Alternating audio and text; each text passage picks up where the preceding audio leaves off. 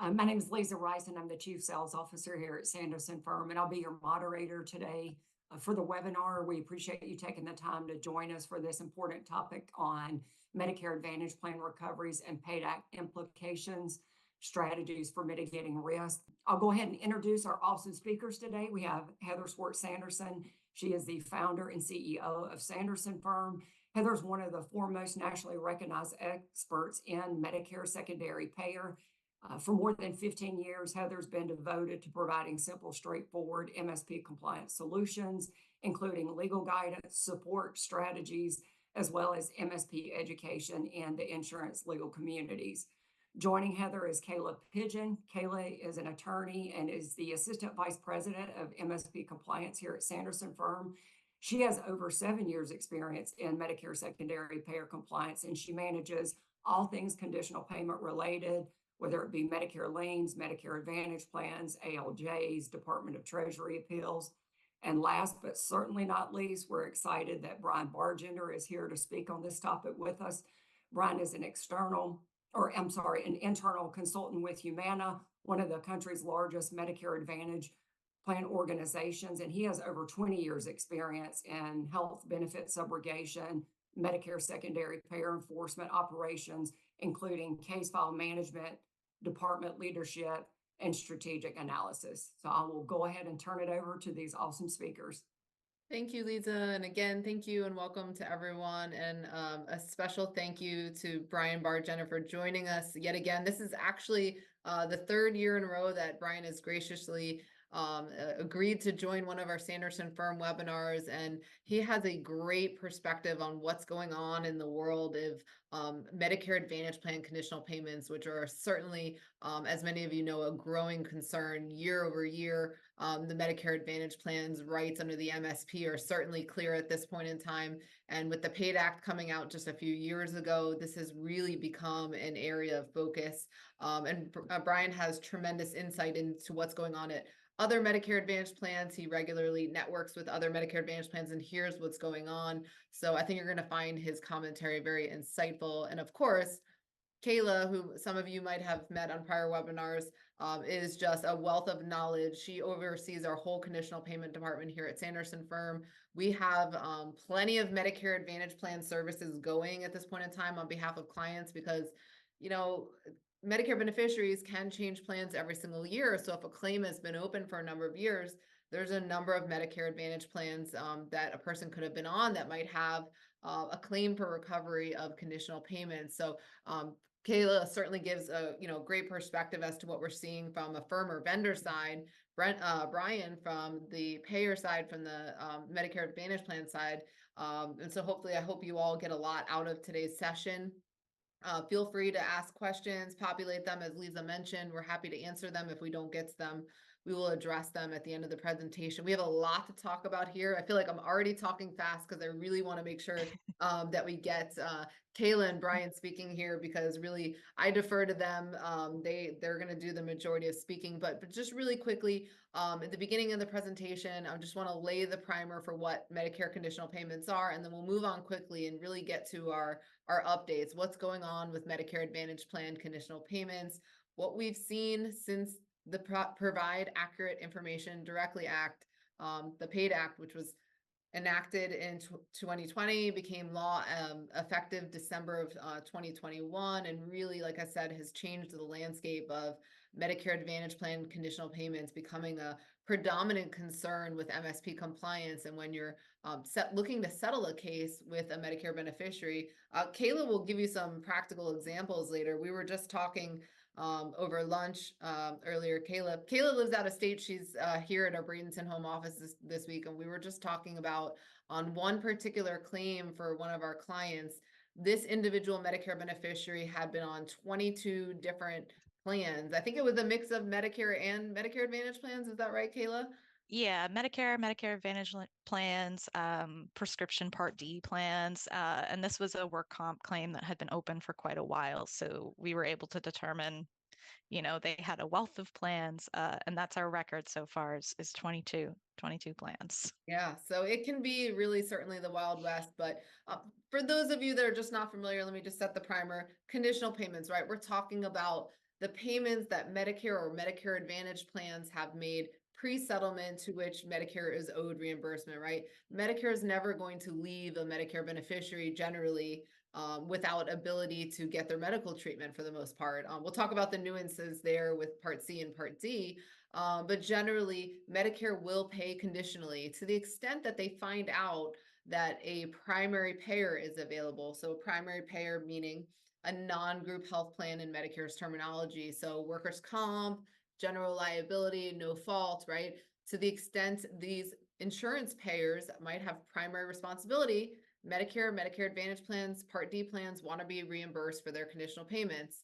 You know, pre-paid act and maybe pre-2010, Medicare Advantage plans were not as commonly talked about. We were just in the MSP and insurance industry just focused really on traditional Medicare getting reimbursed. So traditional Medicare is Medicare Part A and Medicare Part B. And so with Medicare Part A and B, we are able to deal with Medicare's contractors, the BCRC and the CRC, to determine and identify the conditional payment lien and resolve that with the BCRC and CRC. The thing with Medicare Advantage plans and Part D plans is that they do their own conditional payment recoveries, or they utilize a subrogation company to do that on their behalf. So to the extent that you're resolving conditional payments with the BCRC or CRC, and you're not thinking about Medicare Advantage plans or the Part D plans, you're really missing a big segment. Brian and Kayla will talk about it later, but really at this point, I think the current Medicare Advantage plan enrollment population most recently was 55% of the Medicare population is now opting for a Medicare Advantage plan versus traditional Medicare. And, you know, again, we'll talk about it more, but they've got strong rights under the MSP. Certainly, many jurisdictions across the country have afforded Medicare Advantage plans this right to double damages if they're not reimbursed. And several federal circuit courts across the country have found that Medicare Advantage plans may sue an insurance primary payer for double damages if they're not reimbursed for their conditional payments. And we're seeing the case law go in that direction as it comes down really since like 2010 or so, even pre-PAID Act, which is why we needed PAID Act, because insurance payers were being sued for double damages on these Medicare Advantage plan conditional payments, but they didn't necessarily know that the person they settled with was on a Medicare Advantage plan. We'll talk about that later, but generally it's important to know that, you know, if Medicare or Medicare Advantage plans are not reimbursed, the double damages right does accrue 60 days after issuance of the settlement check. And we at Sanderson Firm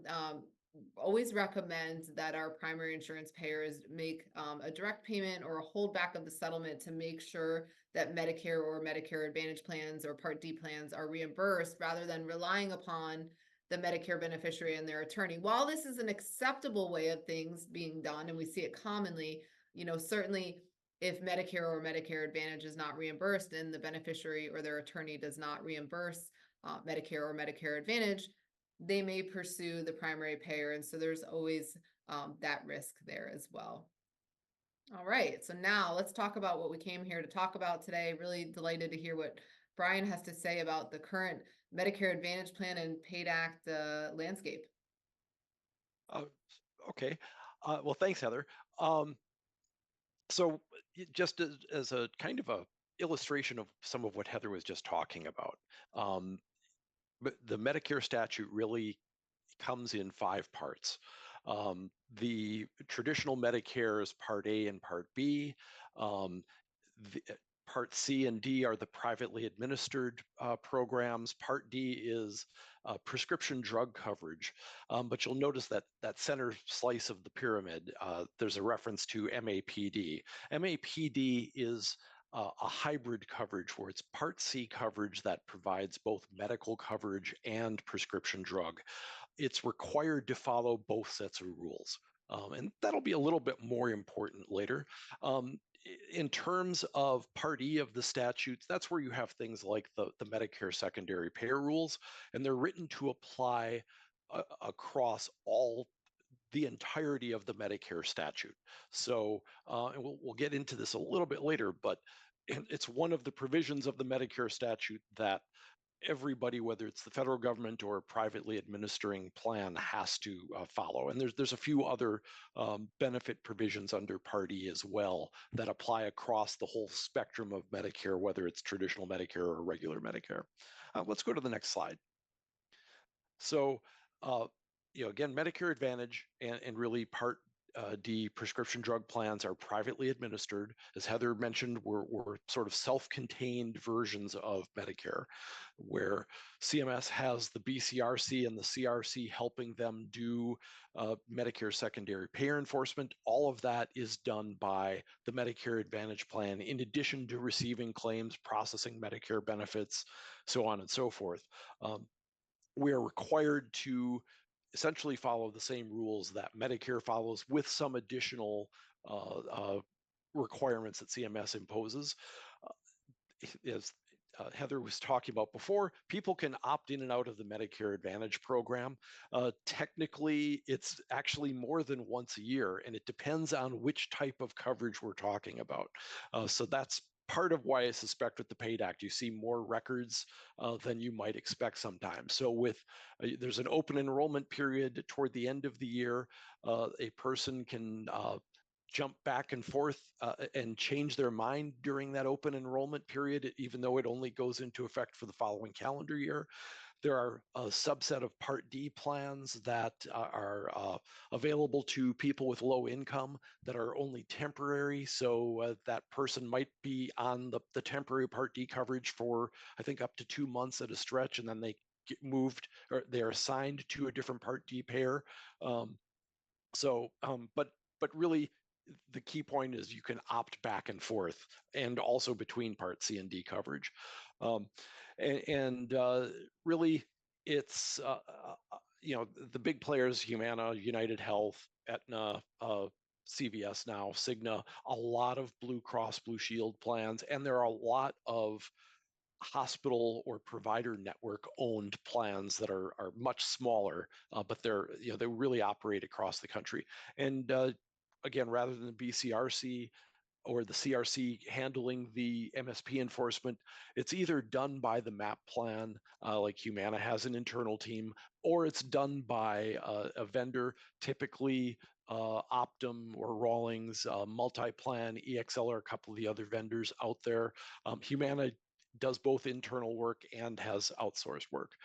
And then this last point on this slide is not something that is necessarily practiced as widely as it should be, to be honest. Humana does it, but I'm not sure that all plans recognize this.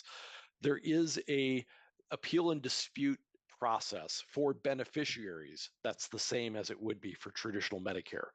But unlike traditional Medicare, CMS has not extended that process to apply for appeals or disputes pursued by primary payers. Not sure why they made that distinction.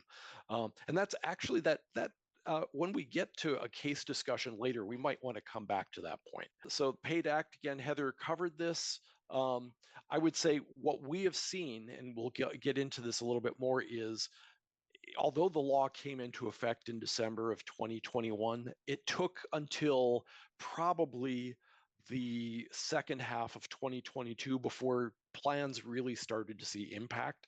And some of them I've heard, have only really seen impact beginning in mid to late 2023. It's resulted in a huge amount of correspondence or emails coming in from primary plans. One critical thing with the PAID Act is that CMS did a lot more to prepare primary payers than to prepare Part C and D plans. There was very little, there was virtually no guidance to plans. So if we weren't watching for the impact, those, and a lot of the smaller plans in particular, probably are still playing catch up, because there was really no advance warning. The statute was really aimed for the benefit of primary payers, although it's really intended to facilitate MSP coordination. All of the communication from CMS went to primary payers with very little coming to the plans. Here's where we're going to get into a little bit more stuff where I could talk forever. why is this important to you and also to me as a Medicare Advantage plan? If you look over the last decade or so, 2 decades, Medicare Advantage has gone from a small fraction of total Medicare coverage to now to the point, as Heather said, where we provide the majority of Medicare benefits to people enrolled in the program. And by CMS's own projection, we're going to get close to 2/3 by the end of the decade. So that in terms of a payer's risk, if you want to call it that, you're going to face Medicare Advantage plans more frequently than traditional Medicare going forward.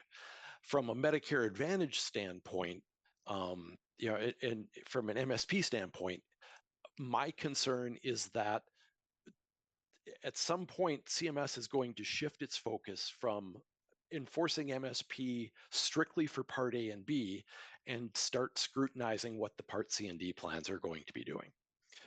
And that's been Humana's concern for quite a while. These projections really are not new. It's really the pace of change that was faster than expected. But all along, the Medicare Advantage plan program was intended to be sort of a laboratory for traditional Medicare to be more efficient than traditional Medicare and produce better outcomes for beneficiaries. So the goal all along was for it to take up a larger and larger share of the total Medicare population. We anticipated that at some point CMS was going to say, okay, what are you guys doing to enforce Medicare secondary payer? The regulations from the get-go have said you are going to, as a Medicare Advantage or Part D plan, you're going to enforce the same Medicare secondary payer rules that traditional Medicare has to enforce. And the other communication from CMS has said, if you don't, we can reduce payment to you and you'll have to cover the same benefits that traditional Medicare covers with less money unless you're recovering whatever you can from primary payers or from settlements or avoiding payment as necessary. So far, that has not really come to pass, but we are starting to see some audits on individual claims where CMS will conduct its annual audits and say, okay, how did you process this claim? Oh, by the way, there was a primary payer out there. What did you do about that primary payer? Did you enforce MSP or not? In the case of group health coverage, where it's Aetna or United Health, Blue Cross Blue Shield sponsor paying for medical benefits as part of an employer-sponsored plan, CMS already reduces those premiums, and it's fairly straightforward. If there's a primary employer plan out there, they should pay for most coverage. So the Part C or D plan really should not be covering that much, or only the secondary payments. CMS, if they know who that primary payer is, has no problem reducing payment to plans. We don't know yet what's going to happen on the non-group payer side. But CMS has consistently said, if you're not enforcing MSP, we will reduce the amount of money you have to cover all of those benefits that you are expected to cover for the Medicare program. So that's a little bit of the background on where things are going. So let's get to that next slide. Let's see how that actually pays out a little bit in these next two slides. So in terms of Medicare Advantage and the expectations for secondary payer enforcement, the statute 1395 W22 is the main statute for the Medicare Advantage program. It says we have to provide the same benefits as original Medicare. It also has a provision that has the right to charge primary payers and recipients or direct providers to collect payment from primary payers and recipients. In the deep past, prior to some of the Medicare Advantage case law, that's what some plans relied on. But let's focus a little bit on that provision about providing the same benefits as traditional Medicare, because CMS's interpretation of that is interesting. There's two regulations, or technically three if you include the Part D regulation, that kind of spell that out from CMS's perspective. 422-101, which was just amended, I think this time last year, basically says a Part C plan has to follow the same benefit standards as original Medicare. It was adapted partly in response to Medicare Advantage plans that had higher restrictions on medical necessity reviews and things like that. And CMS said, no, if we're going to, we will interpret what the Medicare statute says in terms of how benefits are supposed to be administered. You're going to follow what we say, and you don't get to do a separate interpretation. Now, again, it was not necessarily looked at in terms of Medicare secondary payer, but it's very broadly written, and clearly CMS didn't intend to limit that to just pre-authorizations and medical necessity reviews and so forth. At least that's our interpretation of it. I think there probably are some other plans out there that might not see it that way. And then the other regulation, 422-108, and really 423-262 is the Part D version of that, which just cross-references it. It specifically says we have to enforce the non-group health plan Medicare secondary payer regulations under Part 411. And it also provides us with federal preemption for anything we have to do for coordination of benefits or prepayment avoidance or post-payment recovery. Then on top of that, we also have the sub-regulatory directions from CMS, which are the managed care manuals, the Bible for Medicare Advantage, prescription drug manual is the Bible for Part D. The Medicare Advantage data user guide, we'll get into a little bit later, but that basically tells us how to use the data we get from CMS. And then there's the Medicare secondary payer manual, which some of you may be familiar with. That's actually written for traditional Medicare, but we are supposed to follow it. But then there's also on that Medicare Advantage plus drug in Part D, there's specific contract provisions that require us to enforce Medicare secondary payer as well. So some of this is very well spelled out. A lot of it is gray area, which kind of motivated some of the litigation around private cause of action that will be discussed later. Complicated stuff, but we can simplify this on the next slide. So for the most part, now there are definitely some entities out there that seem to act as though the private cause of action is a gold mine or a cash cow or a way to make a buck. The vast majority of Medicare Advantage plans don't see it that way. We're much more concerned about compliance than we are with picking somebody's pocket. So at the end of the day, we have to thread the needle between what CMS expects and still providing coverage and service that's competitive with other Medicare Advantage plans. So we really don't want to create unnecessary spillover for beneficiaries or treatment providers. So, sometimes we're asked, why don't you just avoid paying claims and make the beneficiary give you all that information? Well, the Medicare secondary payer doesn't allow that across the board. And even if we could do it, that would just be incredibly disruptive, not just for the beneficiaries and treatment providers, but for all of the other claims processing that we have to do. And CMS, does something similar for traditional Medicare. Rather than generating a lot of disruption or going after a lot of money, we really need to demonstrate to CMS that we're making a good faith effort to comply. And we want to do that in the most predictable, cost-effective way that we can do it. We have targets that CMS makes us meet in terms of claim payments and administrative expenses and all of that other stuff that enters into it as well. So it really is a thread the needle kind of thing, where we've got to do this. We've got to make a good faith effort to get money back or avoid payment if we can. But at the end of the day, we still also have other restrictions that CMS puts on us. And I think if you understand that perspective, that will help navigate the PAID Act quite a bit. In terms of planning for how you will respond to the PAID Act or how you'll adapt to the PAID Act or take advantage of the PAID Act.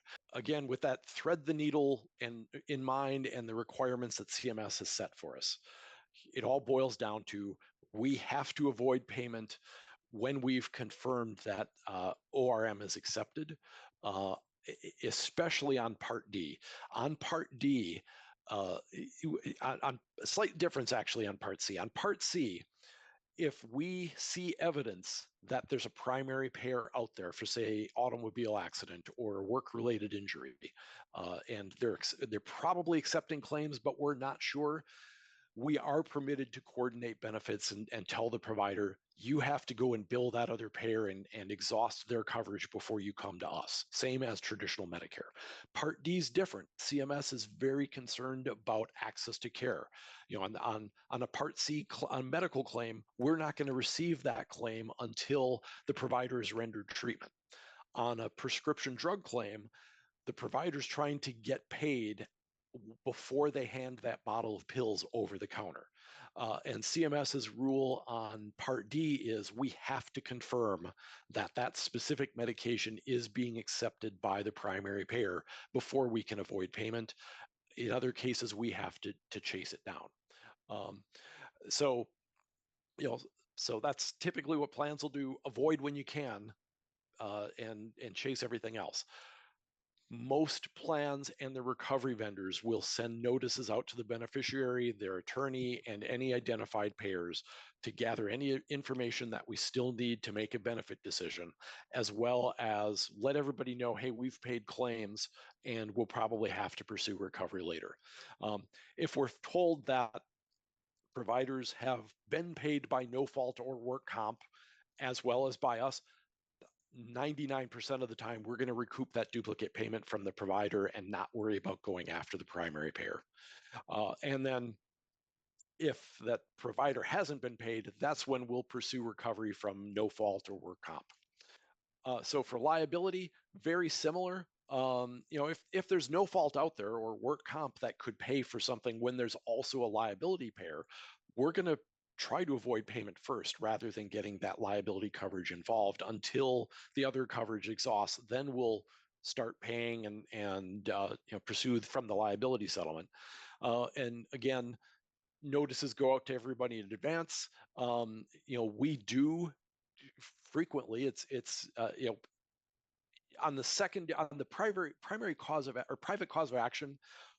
What you're typically going to see is that is pursued against payers for all kinds of reasons. But before settlement, and even before those lawsuits against payers are filed, there's huge incentives for plans to negotiate the Medicare conditional payments with the beneficiary or the beneficiary's attorney before any other action is taken.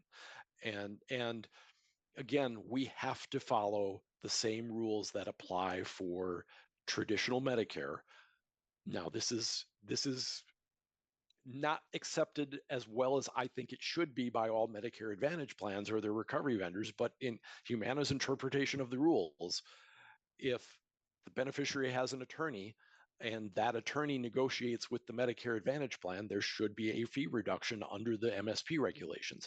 The same thing would apply for waiver if there's a catastrophic injury with low liability coverage. And also, if the beneficiary has a good reason for an appeal, they have that appeals process. Again, not available to the payer, but there's good reason for to work with the plan if it's a plaintiff attorney or the beneficiary, and vice versa, for the plan to work with the beneficiary or attorney. It's cheaper to just get the money back than to do the litigation for an uncertain result. And it's easier to have that expedient process than to be penalized by CMS for encouraging appeals that aren't necessary as well. Next slide. Yeah, but can we just stop right there real quick? Yeah. I'd love to kind of give some real life examples of, because, think Humana as pretty much the largest Medicare Advantage plan out there really gets this, right? That Medicare's appeal rights, that apply with traditional Medicare should apply with the Medicare Advantage plans. And you even said that there might be some disconnect there with the other Medicare Advantage plans. And I know we've seen this, Kayla, with not Humana, but some other of the Medicare Advantage plans where they seem to try to think, okay, no, we don't have to reduce for attorney's fees, or no, you don't have appeal rights, or yes, we can recover beyond the settlement amount. And I know, Kayla, you wrote a really excellent blog about that recently. Maybe you can share some of those examples and kind of how because to Brian's point, I think there's really no legal connection in the MSP Act linking or explicitly saying that MAPS and Part D plans have to follow the same appeal rights and have the same exact recovery rights as traditional Medicare does. It just doesn't exactly exist, but we know that that's CMS's intent, right? And Yeah, I mean, it's not in the statute itself, but if you read the regulations under uh, uh, Part 411, the NGHP regulations, that's where those standards for waiver and reduction for attorney fees all come from. 422-108 says we have to apply those same regulations. So I'm not sure where these other Part C plans or their recovery vendors are coming from. Yeah, and I would say just to add to that as far as who we see it from, it's not necessarily from other individual plans. I really do think it ends up being the subrogation companies that they employ. I think part of that comes from just the fact that a lot of these companies don't handle MSP recovery specifically. They handle, recovery for ERISA plans and all different types of Yep. other healthcare plans that they're recovering on.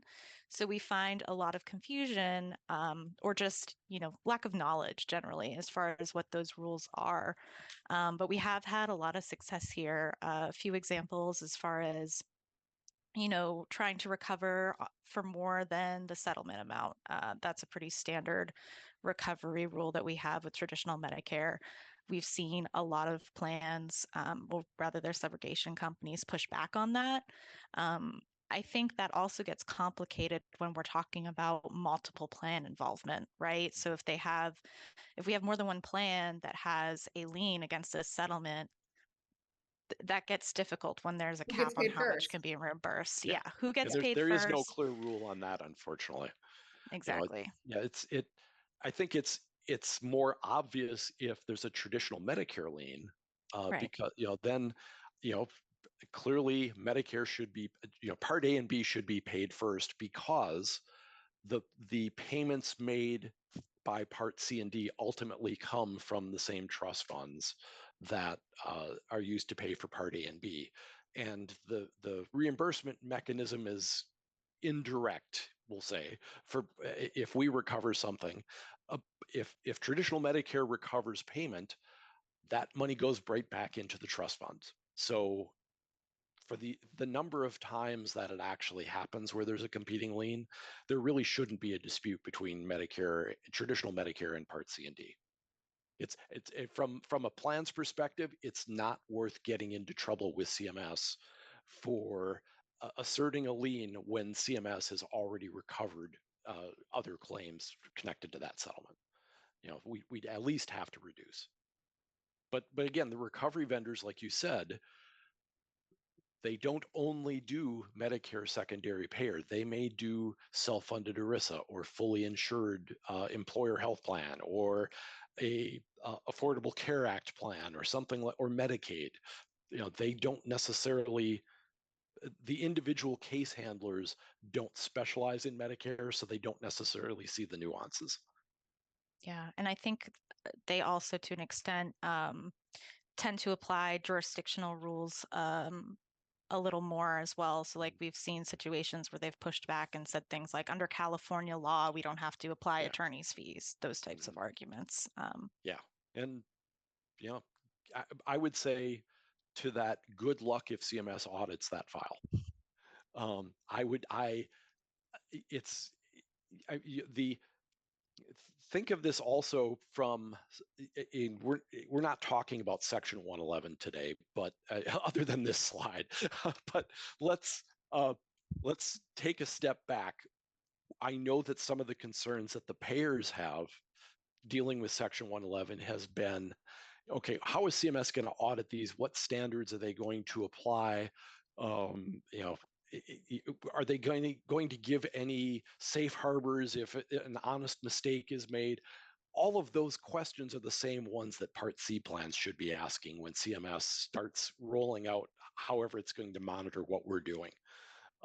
So Humana's always tried to look at this conservatively and say, let's just stay out of trouble. And where the rules are not clear, let's do what we see traditional Medicare doing, unless there's some exception that says we should, clearly says we shouldn't, or where it's impossible for us to do what CMS does. And that impossible, example would be what gave rise to the private cause of action. So, traditional Medicare, if the beneficiary does not pay post liability settlement, traditional Medicare will route it to the Treasury Department or the Department of Justice, depending on the threshold and all of that. And that Medicare beneficiary's Social Security check might get docked. Well, that mechanism doesn't exist for a Part C or D plan. Private cause of action was originally pursued to get around that roadblock. The courts have sided with Medicare Advantage plans pretty consistently on that. Now, we're going to talk about that. I don't want to get ahead of ourselves. But anyway, back to Section 111. So, question that I'm frequently asked is, does any of that data actually end up with plans? It does. I will be honest, aside from Humana and a few other examples that I know of, it's not widely used.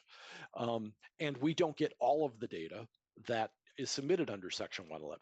So, there's you look at that intersection between the two circles, that's what we get: the beneficiary, the injury date, the diagnosis codes, who the primary payer is, what type of coverage, whether it's no fault liability, workers' comp, the coverage time span, which indirectly tells us the ORM dates and the TPOC dates, the plaintiff attorney information, and policyholder. There are a couple of different files that come to separate files for Part C and D. We just learned literally yesterday there's going to be a major upgrade to the Part D file, and probably will result in even more records coming through for Part D. They're changing the data source that they're drawing data from that comes to us. You'll also note on the Part D, the green circle there, we also get submitted work comp MSA information. It's very limited, so we won't get the whole approval. All we get is a flag that says, hey, there's an MSA out there and here's who you need to contact. In its infinite wisdom, CMS has said they're not giving us the full MSA. We have to get that from the administrator or the beneficiary. And there's a lot of lobbying going on behind the scenes to try to get CMS to give us better access. In connection with the PAID Act, why does this all matter? Eventually, and there's entities out there that claim to have access to this data and are using it for massive lawsuits. I question whether they're using the same data we have access to, but that's another story. In terms of TPOC especially, if you run that eligibility query that the PAID Act allows you to run to identify the Part C and D plan, you will find out about the Part C and D plan before CMS relays TPOC information to the plans by weeks, if not months, depending on your reporting cycle and all that. There's a lag, a significant lag between when CMS gets this data into their systems and when they relay it to the plan. So TPOC information we are going to get long after settlement. So you have the ability, if you choose to use it, to identify the plan and contact the plan prior to settlement, versus hoping that the plan doesn't contact you 3 to 6 months or even later after settlement's reported to CMS. It can take on the Part D side, it can take up to 60 days. It can, under some circumstances, be even longer for the Part C side. So incentive is there if you choose to use the PAID Act to take advantage of that eligibility query and contact the plans before they contact you, or before one of their vendors contacts you, or an assignee contacts you.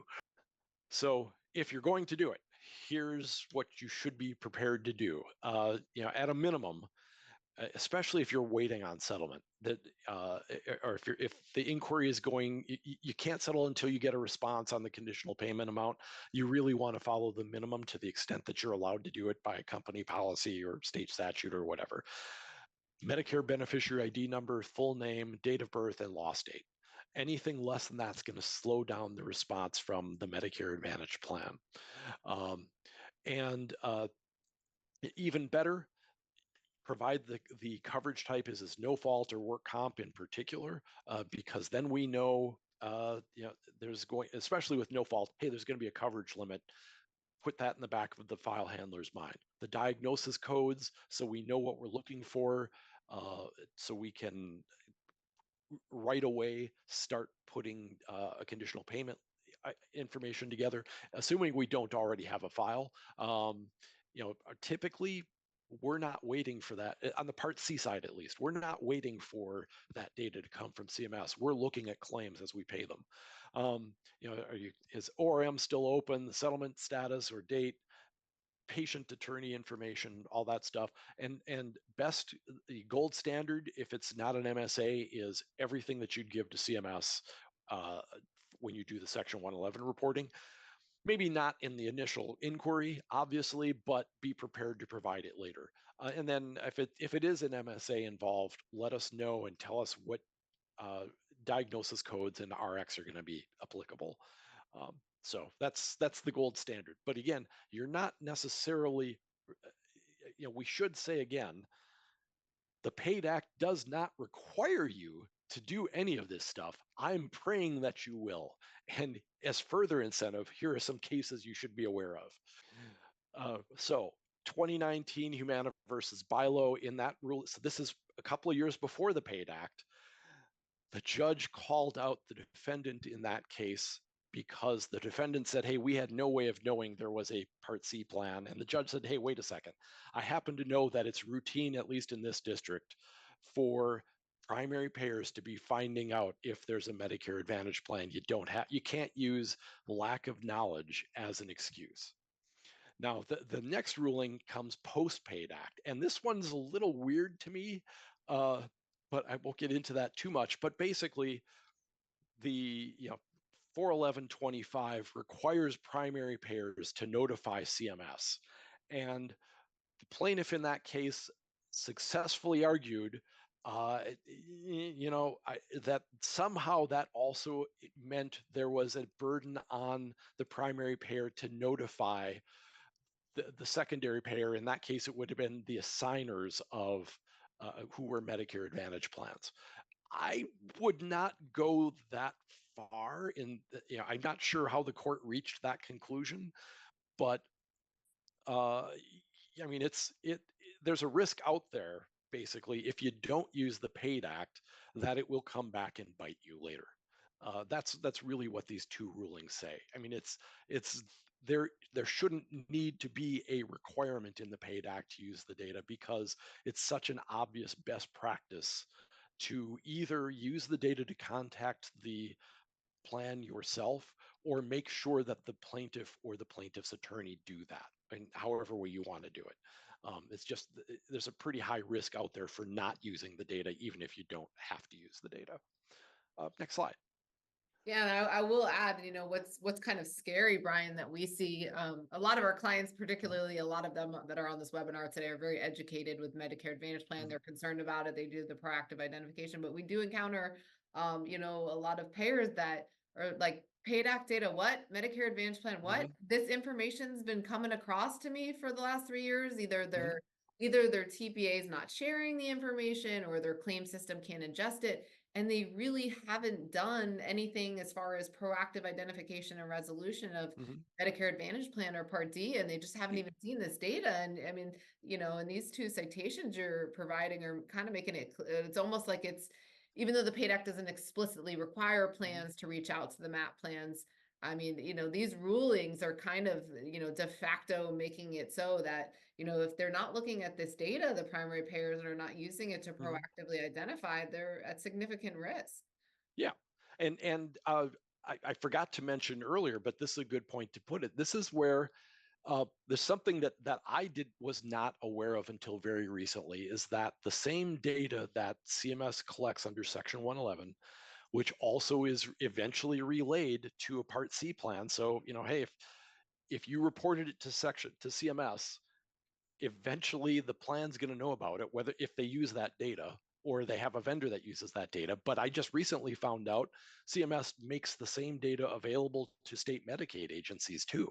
So there's also a it won't help you necessarily with Medicaid, but there's a risk of Medicaid enforcement action indirectly because of Section 111 as well. So, I mean, it's paying attention to those liens is certainly optional, but it's very, very risky.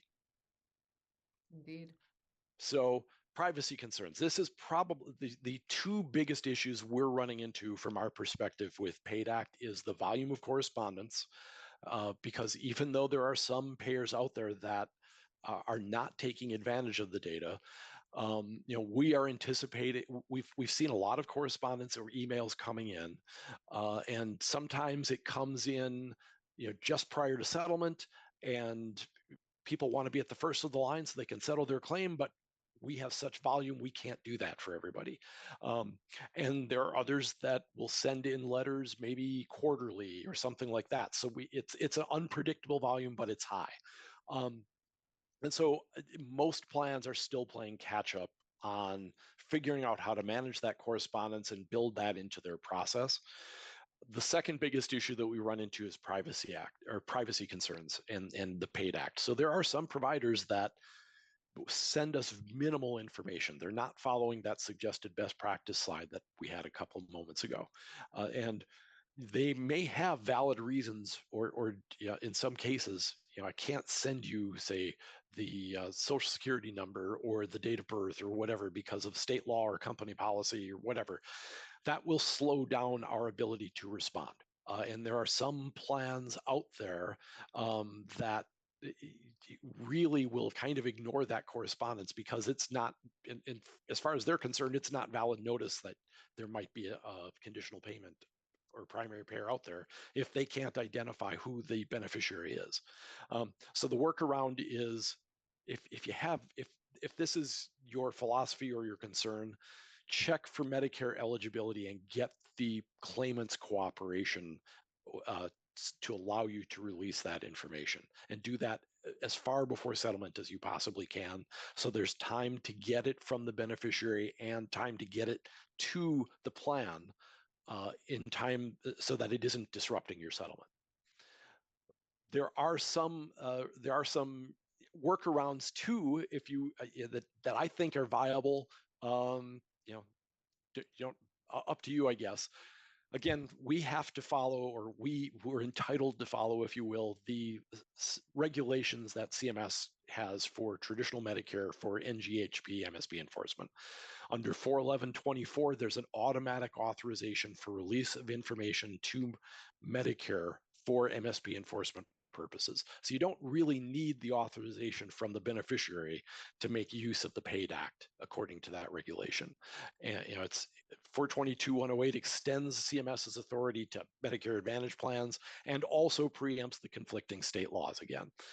There's also practical arguments here, that clearly the congressional intent, if you look at the speeches, the PAID Act was supposed to facilitate MSP enforcement and resolution, and the payers would be liable if the beneficiary won't cooperate. So, it doesn't seem like it makes sense for a privacy concern to prevent you from using the PAID Act. At least, maybe it reasonably restricts you from giving all of the information away, but privacy concerns should not keep you from using it at all. So other payer considerations. So there's also privacy considerations from the Part C and D plans that we should be aware of too.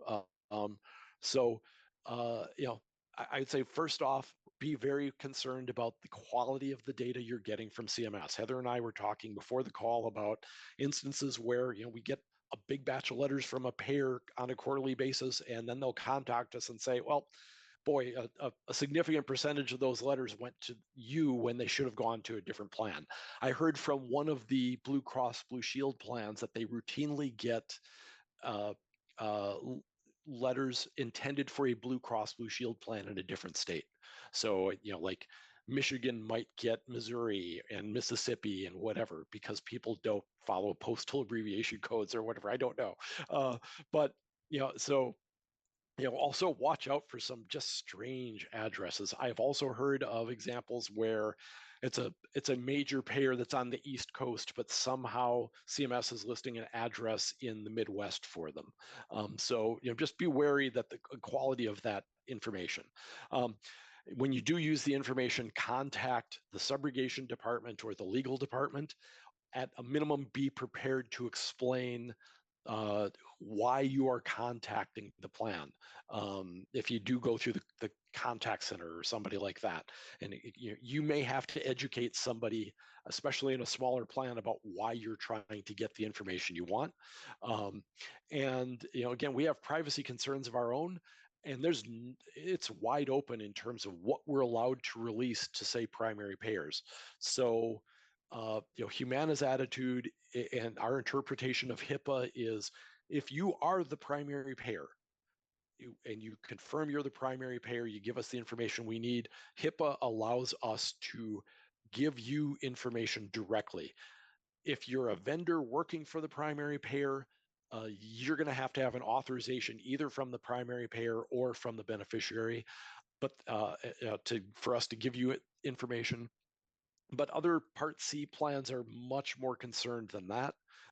They will only release information to the beneficiary or the beneficiary's attorney without an authorization. And it's CMS has not, again, given us PAID Act guidance that would sort that out for us. I have some thoughts on this case, but I'll let somebody else take the lead on it.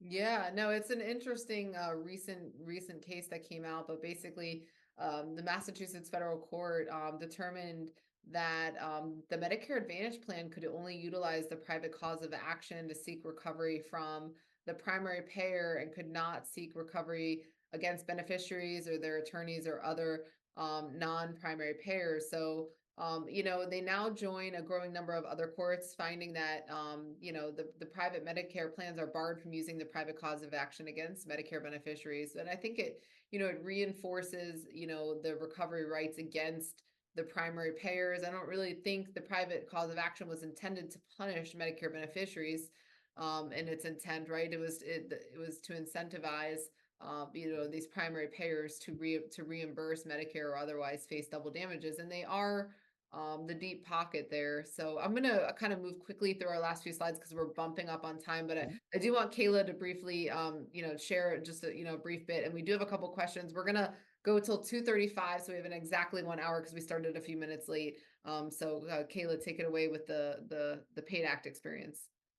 Perfect. So we've chatted a little bit about a couple of these already kind of throughout the presentation, but as we've sort of discussed, there's many different Medicare Advantage plans, and with that also comes different subrogation companies. So our experience with processes and how PAID Act data is to be used really changes plan by plan, whether that's authorizations required, how information is requested, and what plans or their subrogation companies are willing to return to us as far as letters, or if they only want to speak to beneficiaries, beneficiary attorneys, etc.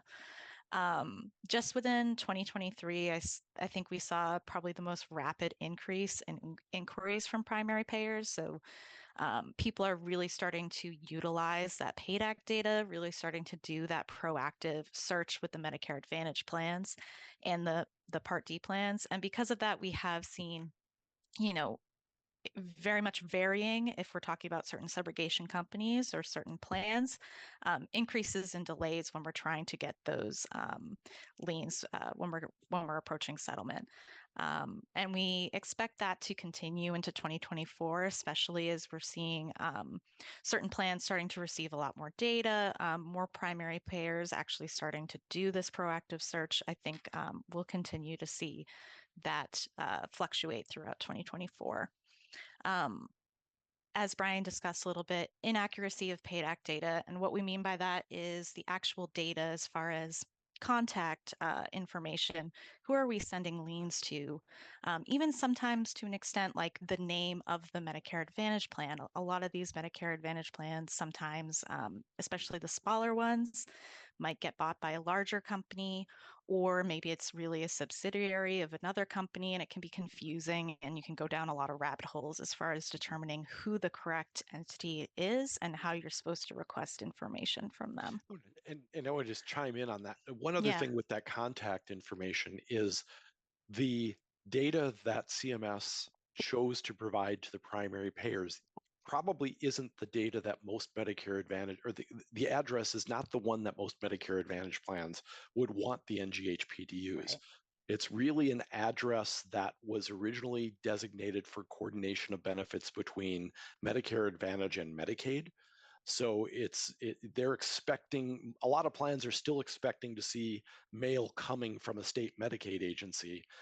When they get it from an auto insurance carrier, they have no idea what to do with it. Right. Yeah. And hopefully as the PAID Act progresses, we'll see some updates there. Maybe they'll start updating the information that's provided. We kind of discussed this a little bit already, but as far as the Medicare Advantage plans, they're subrogation companies attempting to go beyond what we would consider the typical established recovery rules, right? One that we talked about, claims that settle under the CMS threshold. For whatever reason, we've seen a couple of these cases, whether it was the beneficiary or potentially a plaintiff attorney must have, in some correspondence at some point, told a Medicare Advantage plan that the case had settled, but it really was under, reporting thresholds and recovery thresholds. And we've had some success here, or we haven't had any non-success here when liens have been asserted in these cases. And then just really making the argument, we take a pretty strong stance here that if this is what the traditional Medicare rules are, we're going to hold the subrogation companies and the Medicare Advantage plans to those rules as well. And again, we talked about liens that exceed the total settlement amount, the attorney's fees. Another thing that we're starting to see more, which poses some issues, is when we get that lien for a final demand, so to speak. So the case is settled. We're requesting that final lien from the Medicare Advantage plan. We get it. And then in some instances, we're seeing 6 months later, another lien is issued. That's really not in the interest of why we would do a proactive search and why we would try to get that final settlement, right? So if we're seeing those things, that's another scenario where we're pushing back and having success as far as getting those liens shut down for primary payers. Great, great, great. So awesome topic today. Just briefly, we're a nationwide, MSP services vendor, everything from MSAs to Medicare conditional payments, Section 111 reporting, and Section 111 audits. And as a law firm, we provide MSP legal services. We also, some of you might have seen, we just recently released a Medicare secondary payer accreditation course. If you have any questions, you can feel free to reach out about that. It's an online virtual training in MSP, and you get a certification in that afterward. So that's really exciting new offering by us. If you'd like to make a referral to us for a service, feel free to visit our website or reach out to one of us. We can walk you through that. And then just want to, again, really, really say thank you to all that have attended today. And thank you to Brian for participating. I think we have time to maybe take 1 or 2 questions. Lisa, would you like to throw 1 or 2 questions out to us? And I think we're going to have to get back to the others. No obligation of the primary payer to reach out to the MAP, it seems. However, a good practice to do so. If we send out a request for a lien from the MAP and is there any criteria for additional follow-up, such as sending out 2 letters and then being able to close the file if no response from the MAP? I'll just briefly talk about this from our perspective. As far as I know, there's no established rules or established thoughts about how exactly this needs to go. For us here at Sanderson Firm, we follow up every 2 weeks with the Medicare Advantage plans. And we do that for a few reasons, but it really depends on the plan as far as how far behind they are, right? And so we really push to try to get those liens out when we're approaching settlement. But there's no necessarily established processes. And I can tell you that with some plans, if you send out 1 request, you will never hear from them. So it really depends on the plan. Yeah, I would say from our perspective, our response on the initial request is probably somewhere between 30 and 45 days if we don't already have a case file. If we do, it's probably a lot faster than that. So if that's why you really want to try to contact us long before settlement if you can. And then if you don't get that response back within 35 or 30, 45 days, then I would send a second request. But for the larger plans, you should really get some kind of response. It's the smaller ones I would be concerned with. I don't think if you've made a good faith effort and you've done 3 or 4 requests over 4 months or 5 months, whatever, yeah, there's a risk, but I think you have something that you can point to. And certainly from my perspective, I don't want to explain to CMS why we didn't respond. We can get by saying, well, we were inundated with correspondence, but at the end of the day, if it takes us 6 months to respond to something, that's a problem CMS is not going to tolerate. Appreciate everybody attending today. Thank you again so much, Brian, for joining us today and sharing your expertise. It's certainly very insightful, and we're very appreciative. And we hope you'll join us for our next webinar. We'll be announcing that shortly, and we will be responding to those questions that we didn't get to here shortly. Wishing everyone a wonderful day, and thanks for attending.